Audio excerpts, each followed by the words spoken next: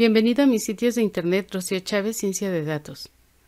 En ellos encontrarás información acerca de diferentes técnicas utilizadas tanto en la estadística y la minería de datos como en el Machine Learning.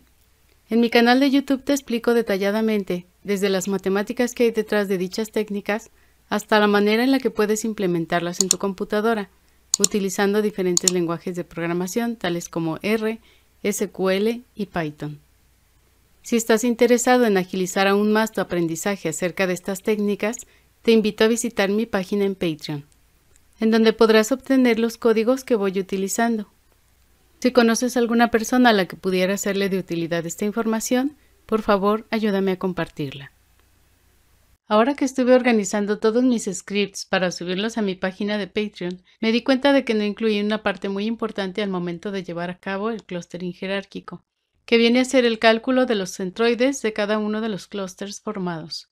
El centroide de un clúster está formado por los valores promedio de cada una de las características que tienen los individuos incluidos en él.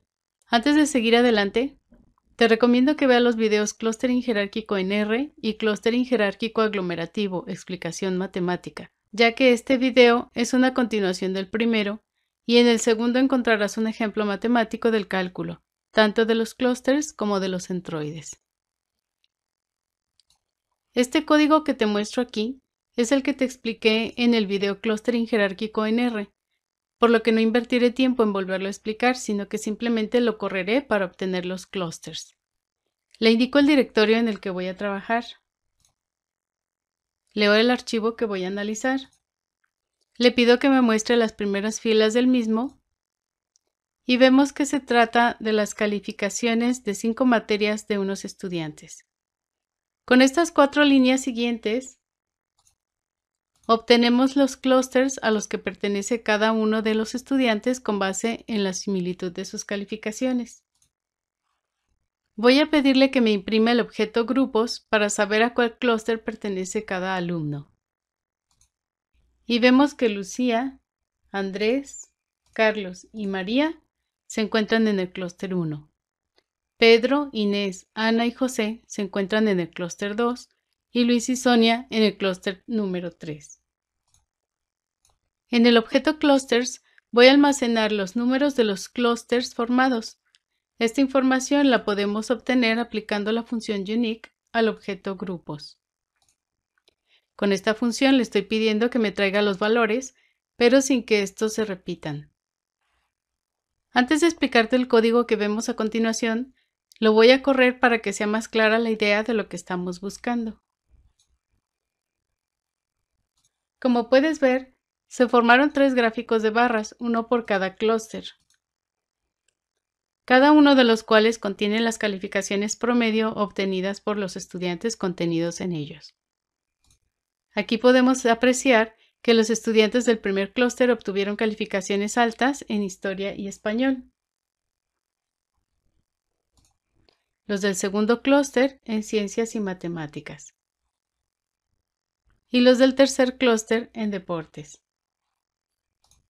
Ahora sí te voy a explicar cómo llevé a cabo el cálculo de los centroides de cada uno de los clústeres. Lo primero que hice fue crear una función llamada calcular centroides. Esta función está recibiendo 3 parámetros, los cuales se encuentran dentro de los paréntesis.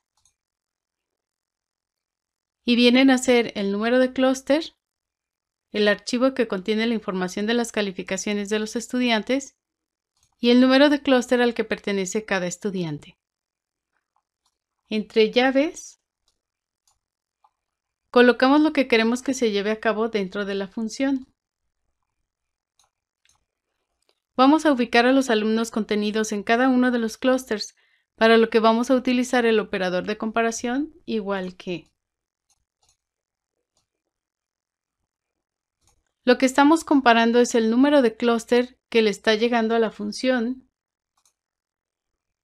con el número de clúster al que pertenece cada alumno. Con la función callMeans calculamos el promedio de las calificaciones de los estudiantes que tienen un valor igual a true en el clúster que se está analizando. Para que sea más claro lo que se está haciendo dentro de la función, le estoy pidiendo que vaya imprimiendo todo. Seleccionamos todas las líneas correspondientes a la función para que se cargue esta en memoria. Mandamos llamar a la función calcular centroides de una manera iterativa con la función sapply, de manera que vamos a ir enviándole de uno por uno los números de clúster junto con los datos y con el objeto grupos que contiene el número de clúster al que pertenece cada estudiante. Voy a correr estas líneas. Y vemos que la función se corrió 3 veces. Una con el clúster 1, una con el clúster 2 y otra con el clúster 3.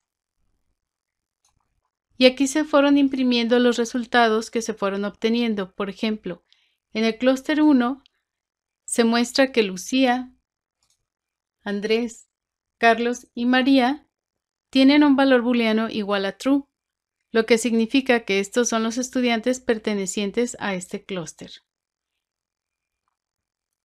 Esto lo obtuvimos al comparar grupos con clúster num. Otra cosa que podemos ver son los valores promedio de las calificaciones que obtuvieron los integrantes de cada uno de los clústeres, es decir, los centroides, los cuales fueron calculados con la función callMinS. Y aquí tenemos ya la información contenida en el objeto centroides, la cual obtuvimos al aplicar la función sapply. Una vez habiendo calculado los centroides, creamos una función para obtener los gráficos de barras con sus valores. Esta función recibe solamente un parámetro que viene a ser el número de clúster a utilizar para crear la gráfica. Debido a que con esta función se crearán los 3 gráficos de barras y a que el título de cada una de ellas será diferente, vamos a construir cada uno de los títulos concatenando la frase valores promedio del clúster con el número de clúster que le va llegando a la función. Esto lo hacemos con la función paste. Y vamos a guardar el resultado en un objeto al que llamo título. Los gráficos de barras los vamos a crear con la función barplot. Dentro de los paréntesis colocamos el objeto centroides y entre los corchetes una coma y el número de clúster para que vaya tomando los valores de este al crear el gráfico de barras, que vendría a ser cada una de estas columnas.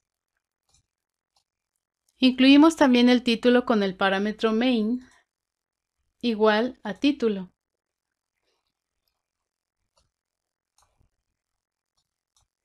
Los límites del eje de las Y's, el cual irá del 0 al 10. La paleta de colores que queremos que utilice y la orientación que queremos que tengan las etiquetas del eje de las X, que en este caso estarán en una posición vertical. Para crear los gráficos de barras, mandamos llamar a la función gráficos barras con la función iterativa sapply, al igual que lo hicimos al momento de calcular los centroides. Corremos esta línea de código y vemos cómo se forma un gráfico de barras para cada clúster y cómo cada uno de ellos tiene asignado el título que le corresponde.